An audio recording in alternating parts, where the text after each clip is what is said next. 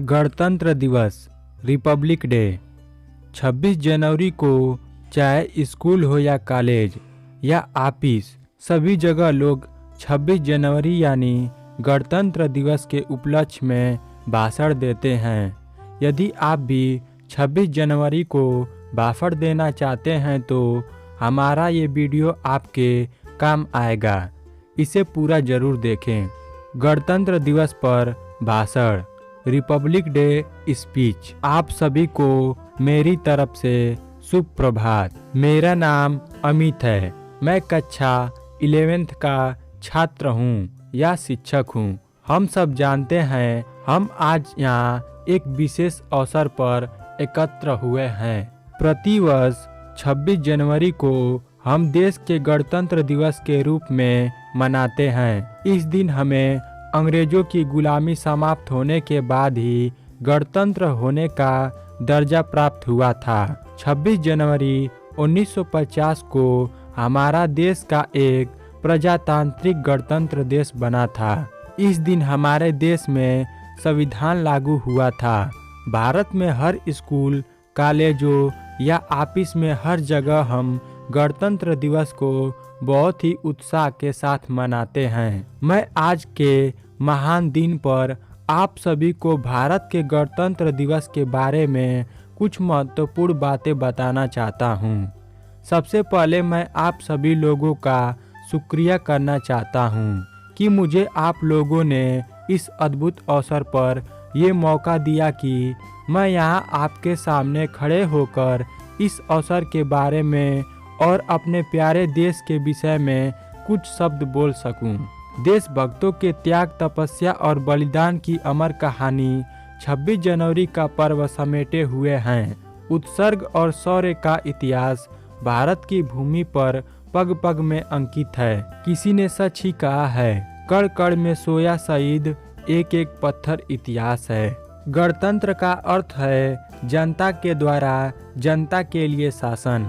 हमारे देश का संविधान 26 जनवरी 1950 को लागू हुआ था। 26 जनवरी 1950 को हमारे भारत देश एक गणतंत्र देश बन गया था। इस दिन की सबसे अच्छी बात यह है कि सभी जाति एवं वर्ग के लोग इसको एक साथ मिलकर मनाते हैं। आप सभी को पता होगा कि रिपब्लिक या गणतंत्र का मतलब क्या होता है।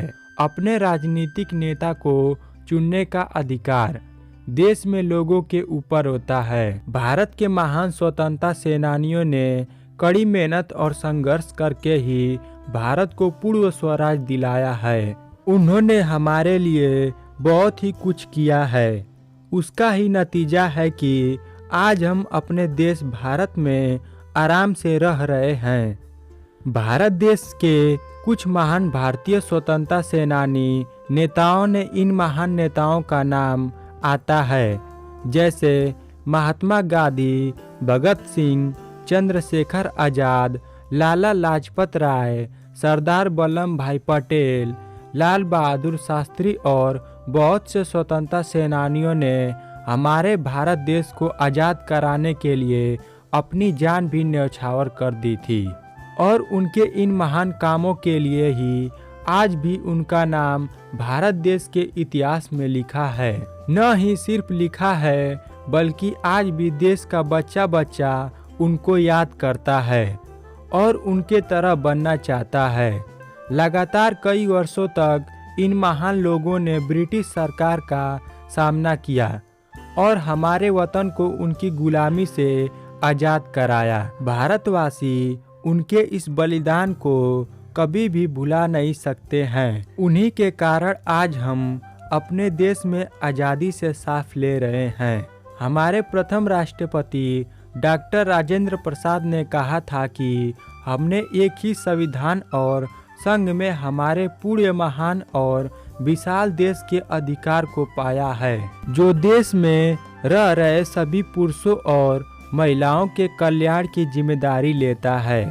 यह बहुत ही शर्म की बात है कि आज़ादी के इतने वर्षों बाद भी हम आज अपराध, भ्रष्टाचार और हिंसा जैसी समस्याओं से लड़ रहे हैं। अब समय आ गया है कि हमें दोबारा एक साथ मिलकर अपने देश से इन बुराइयों को बाहर निकाल फेंकना है, जैसे कि स्वतंत्रता सेनानी नेताओं ने अंग्रेजों को हमारे देश से निकाल दिया था।